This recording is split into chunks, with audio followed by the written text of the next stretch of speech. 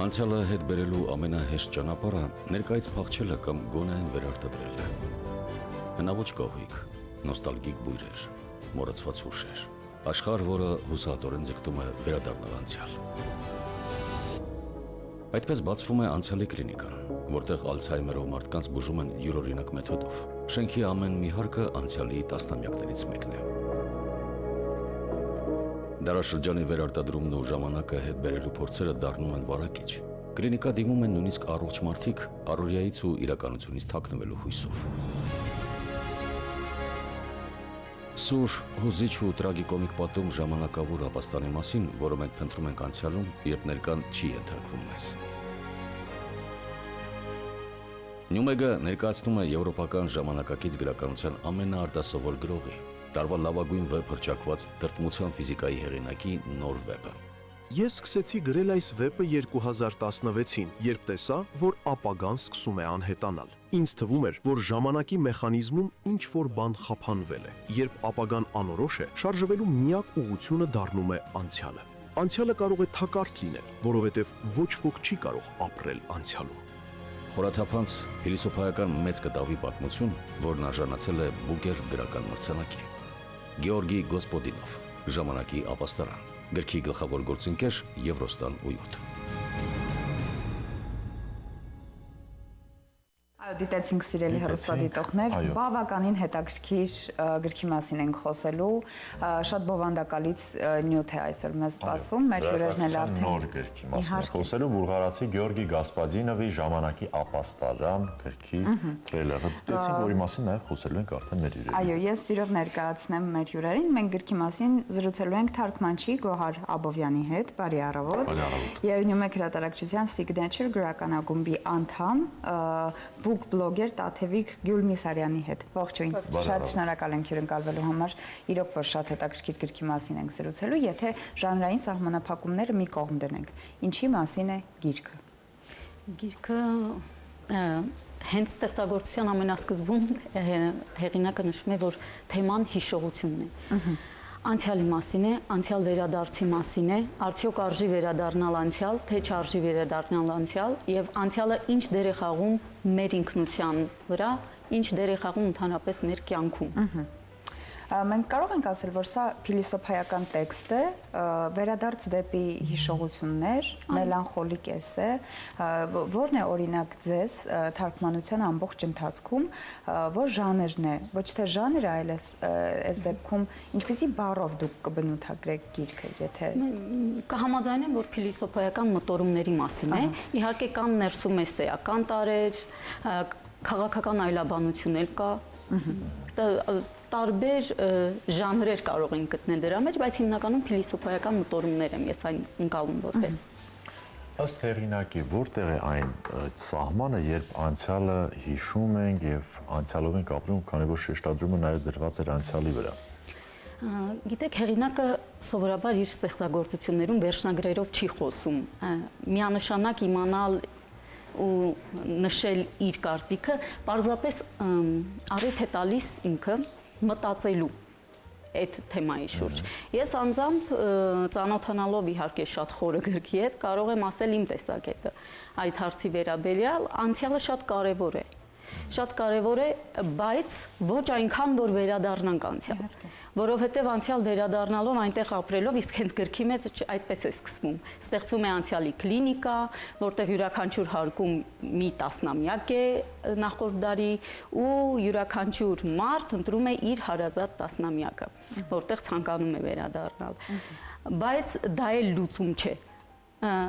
Պետք է պարզապես անցյալը գնահատելով շարժվել առաջ։ Եթե թույլ կտաք մի օրինակի վրա, որպեսզի ավելի պարզ ասեմ ինչի մասին եմ խոսում, օրինակ 1930-ականների հարկում տեղավորվում է մի մարդ, նա անունով, անունը չի նշվում։ Մարդը մոռացել է իր անցյալը ու չի հիշում ով է ինքը։ Քանի որ չգիտի ով է ինքը, կորցրել է իր ինքնությունը, կորցրել է իր դերը կյանքում, չի կարողանում առաջ շարժվել։ Ու գտնում են գործակալին, որը հետևել է նրան։ Սկսում են այսպես զրուցել գործակալը եւ մարդը, որ կորցրել է իր հիշողությունը։ Գիտեք ինչ է հարցնում այդ մարդը, որը ինձ շատ հետաքրքրեց։ Հարցնում է, ասում է, ես ոնց էի ժպտում, ոնց էի քայլում, որովհետև դա ինքան խաղվեցի այնքան շատ բան է ասում, թվում է թե մանրուքները, իսկ անցյալը այդ մանրուքներից է բաղկացած։ Ոչ թե անցյալը 1982-83 թվերը չեն, տարեթվերը չեն։ Անցյալը հենց այդ մանրուքներն են։ Այդ մանրուքները կորցնելով մենք կորցնում ենք ինքներս մեզ։ Նույնիսկ կանոնը կարծեմ, որ նա հենց դա հեղինակն է արդեն ընտրում, միգուցե դա էլ հենց նկատի ունենալով։ Շատ հետաքրքիր է, որ ես միշտ կարծել եմ, որ մեր անցյալը կերտում է մեզ։ Մենք այն ենք, ինչ անցյալից վերում ենք մեզ հետ։ Ոչ թե վերադառնալու մասին է խոսքը, այլ դա մեր պատմությունն է, մենք առանց անցյալի մեր ցախողումները ու հաջողությունները կերտում են։ Ես հարցս ձեզ էի ուզում ուղղել, քանի որ մեր հասարակությունը այլևս 21-րդ դարյան իրականության մեջ փորձում է ինչ-որ չափերով խմբագրել անցյալը, անցյալից ինչ-որ հատվածներ մոռանալ։ Ինչու է դա տեղի ունենում մարդու կյանքում։ Հիշողության խմբագրումը հիմնականում կատարվում է նրա համար, որ մենք մեզ գաք ավելի ապահով։ Օրինակ գրքում շատ པարզ նկարագրվում է, երբ որ մարդիկ գնում են 70-ական, 80-ականներ սենյակներում բնակվելու, իրանք այնտեղ իրենց ավելի ապահով են զգում։ Իսկ խմբագրում ենք, որովհետև այն ցավը կամ, չգիտեմ, ինչ որ վատ դեպքերը որ լինում են, մենք փորձում ենք դրանք ուղղակի չեզոքացնել մեր հիշողությունից, որպեսզի մեզ կոմֆորտ լինի այդ հիշողություններում, բայց իրականում դա շատ կեղծ իրականություն է ստեղծում ու հետագայում կարող է բերել ավելի վատ հետևանքների։ Լավ, ինչու ընտրվեց հենց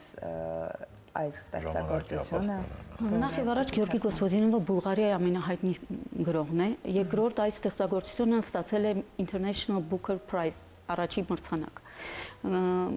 Ստեղծագործությունը շատ խորն է, չնայած Գոսպոդինովը պարզ լեզվով է գրում, վախենալ պետք չէ այդ խորությունից։ Ու շատ արժեքավոր իմ կարծիքով, որովհետև նրա մեջ ամփոփված են 20-րդ դարի քաղաքական, մշակութային, պատմական, թեկուզ կինոմատոգրաֆիկ իրականությունները։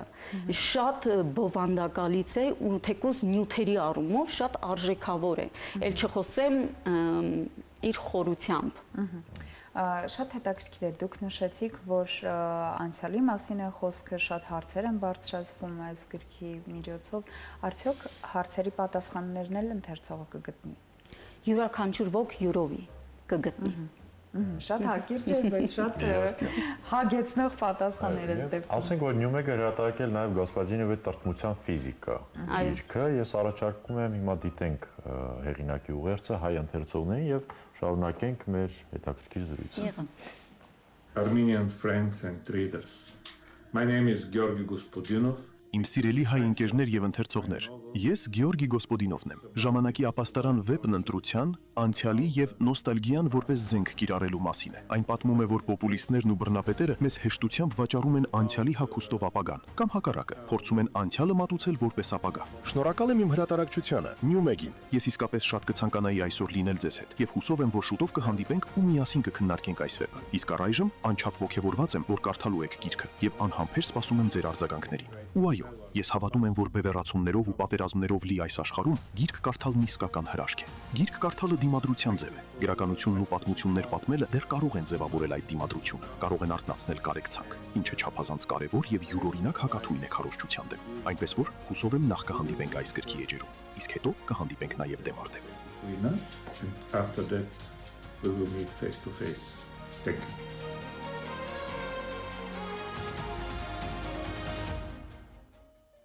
Մենք էլ ենք հուսով, որ կհանդիպենք հեղինակի դեմ առ դեմ, ինչպես նա ասաց, եւ մենք դիտեցինք Նյումեգ հրատարակչության նոր գրքի բուլղարացի Գեորգի Գոսպոդինովի ժամանակի ապաստարան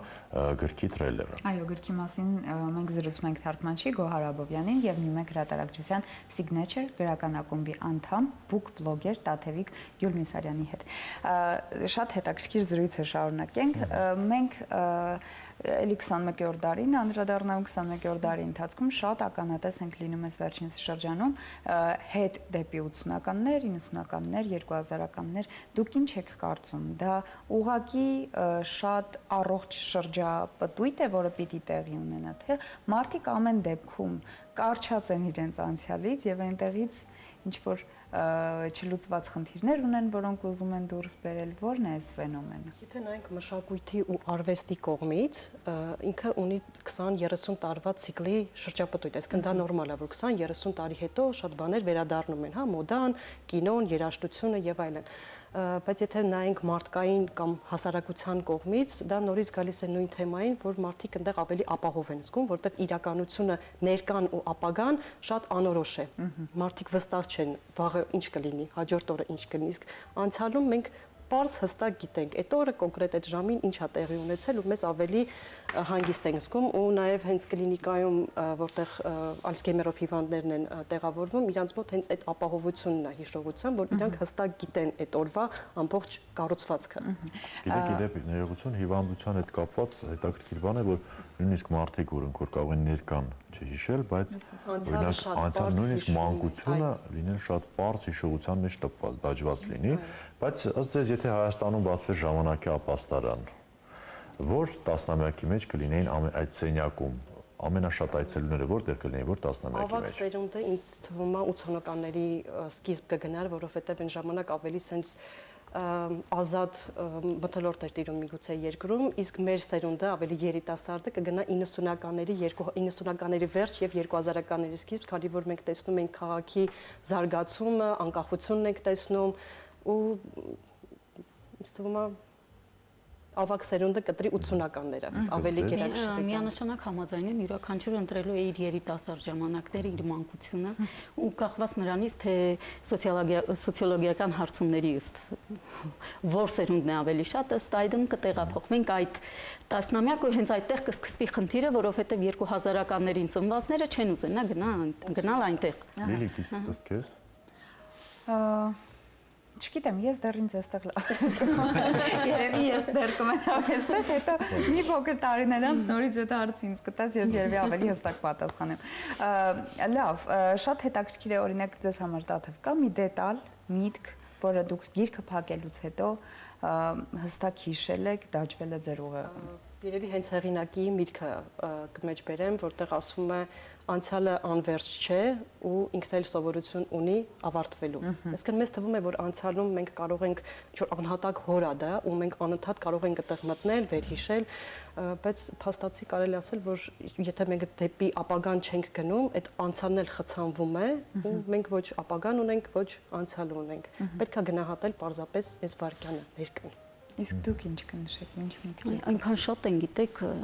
գիրքը ընդհանրապես շատ երևակայական ու իրական պատմություններից է կազմված, որ չեմ կարողանում առանձնացնել։ Այնքան շատ հոգեհարազատ պատմություններ կան այս ստեղծագործության մեջ, որ մեկ առանձնացնել, թեկուզ պարոն Նեի պատմությունը, Հիլդեի պատմությունը, շատ տարատեսակ պատմություններ կան, յուրաքանչյուրը յուրովի հետաքրքիր ու յուրովի խոսում։ Շատ կարևոր է իդեպ ներողություն Լիլիթ, ժամանակակից գրականության ուսումնասիրությունը կարծում եմ։ Մենք ընդհանրապես սովորենք դասականներին, իհարկե դասականները մնում են դասական, դա չի քննարկվում նույնիսկ, բայց կարծում եմ շատ կարևոր է նաև զարգացումը ժամանակակից գրականության, ոչ միայն հայ։ Ընդհանրապես արտասահմանյան ծանոթանալը ժամանակակից հեղինակներին, որովհետև ոչ պակաս մենք տաղանդավոր հեղինակներ ունենք, ինչպես օրինակ Գասպազինովն է եւ այլ շատ հեղինակներ, որը որ իդեպ Նյումեգը հրատարակում է, լուսաբանում է պարբերաբար, մենք էլ ընթերցում ենք։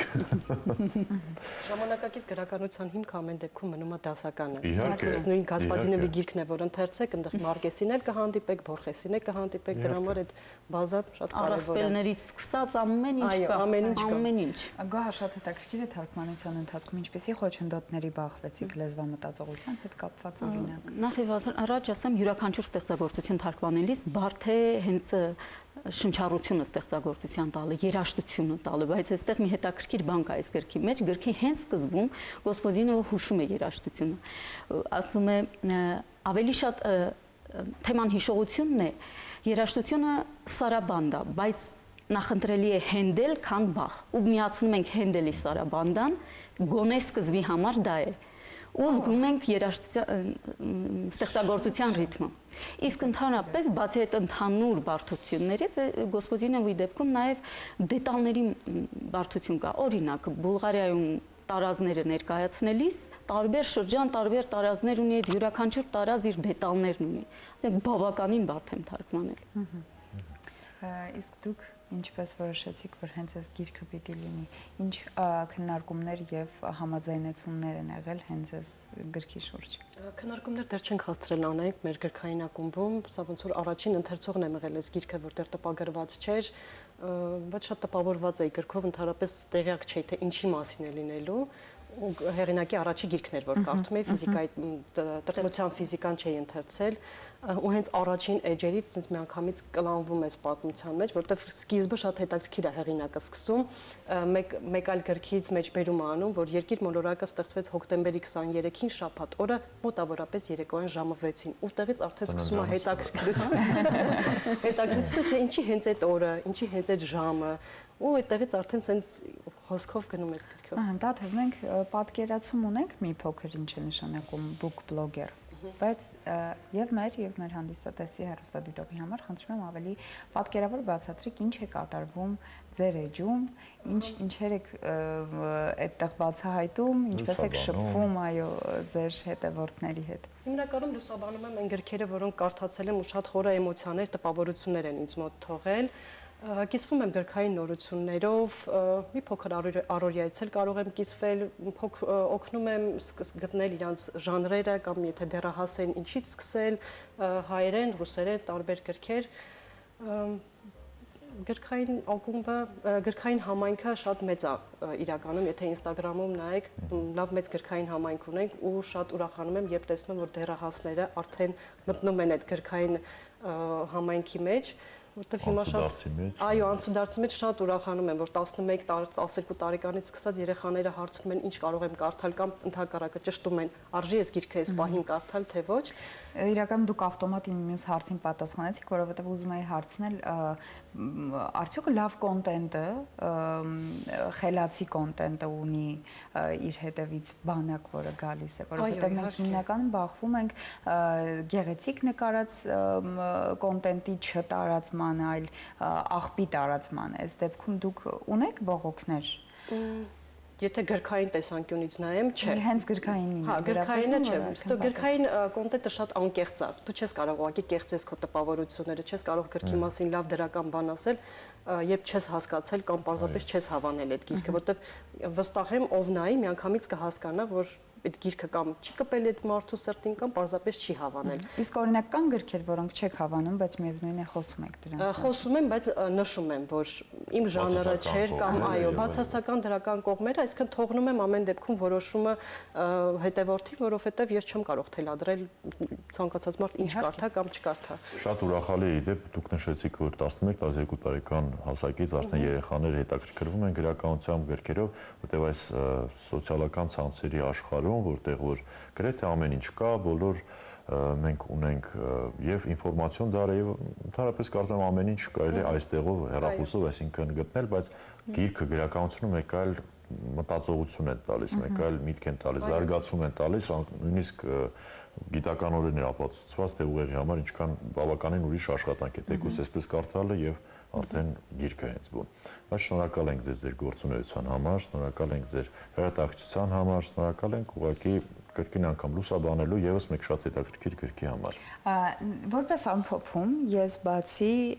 գրքից, որը մենք այսօր ներկայացրինք, ուզում եմ եւս մեկ գիրք խորհուրդ տաք մեր հեռուստադիտողներին եւ մեզ կարդալու համար։ Օրինակ ձեր մոտ ո՞րն էր ձեր բլոգում վերջին գիրքը, որը դուք առաջարկել եք։ Վերջին գիրքը Էլինյումեկ հրատարակչության կողմից թարգմանված Խաչմերուկներ գիրքներ Ջոնաթան Ֆրանզենի, դա մի ամերիկյան փոքր ընտանիքի մասին պատմություն է, որտեղ յուրաքանչյուրը յուրովի ապրում է իր խնդիրները, չկիսվելով կողքինի հետ։ Ու այնքան հետաքրքիր ավարտ ունի, որ դու կանգնում ես կերպարների հետ այդ նույն խաչմերուկում ու այդ հարցերի շուրջ ուղղակի չես կարողանում ելք գտնես։ Ինքը շատ ծավալուն գիրք է, բայց միանգամից երբ որ հասկանում ես կերպարների տարապանքը ցավը, չես կարողանում ուղղակի կտրվել գրքից։ Այդ այն գրքերն է, որ չեմ կարող ասել, որ յուրաքանչյուրը պետքա կարդա, բայց եթե ծնող եք ու չեք հասկանում ձեր երեխան ինչ ապրումներ ունի, կարող եք փորձել այդ գիրքը կարդալ։ Դուք գոհար։ Ես Գոսպոդինովի առաջի գիրքը խորհուրդ կտայի կարդալ նույն խորությամբ, արդեն ավելի շատ ապրումակցման մասին է խոսքը գնում, որը մեր առօրյայում մեկ-մեկ կաղում է։ Ուղղակի գիրքը կարդալով կարող ենք զգալ այդ ամենը ու միգուցե նաև վերադարձնել։ Այո, ձեզ շատ շնորհակալություն, շատ հետաքրքիր զրույց ունեցանք։ Իհարկե, եթե մենք հասցնեինք կարճ ժամանակում ծանոթանալ գրքի բովանդակությանը, մենք վստահեցնում ենք, որ ավելի հետաքրքիր կլիներ զրույցը, որովհետև բովանդակությանը մենք ավելի սերտ հակերտ ժամանակում ենք ծանոթանում։ Բայց մենք կծանոթանանք։ Իհարկե, միանշանակ շնորհակալ հետաքրքրությունն ավելի առաջացավ։ Շնորհակալություն։ Մենք զրուցում ենք Նյումեկ հրատարակչության նոր գրքի մասին, լույս է տեսել Գյորգի Գասպարյանովի «Ժամանակի ապաստարան» վեպը եւ գիրքը ներկայացրեցին թարգմանիչը Գոհար Աբովյանը եւ բուկբլոգեր Նյումեգի գրական ակումբի անդամ Տաթևիկ Գյուլմիսարյանը։ Գիրքը կարող եք գնել Թումանյան 35 հասցեում գտնվող G-Space-ից, որտեղ Նյումեգի բուքսալոնն է, կարող եք պատվիրել, նաև newmeg.am կայքից ձեռք բերեք, ընթերցեք ու ինքներդ ձեզ համար որոշեք, թե ինչն եք ամենաշատը կարևորում անցյալից եւ ինչը կցանկանայիք ունենալ հենց հիմա։ Մենք իրոք շատ հետաքրքիր գրքի մասին զրուցեցինք եւ այս զրույցից հետո կարճատև դադար կլինի, հետո էլի թեմաներ ունենք, որոնք մենք իհարկե պիտի միասին քննարկենք, դեռ խոհանոցել պիտի անդրադառնանք ու այսպիսի շատ հետաքրքիր առանց խոհանոցելու։ Այո։ Այնպես որ շարունակեք մնալ Բայլուսի հետ եւ կարճատև դադարից հետո կվերադառնանք իհարկե մեր ընթացքին։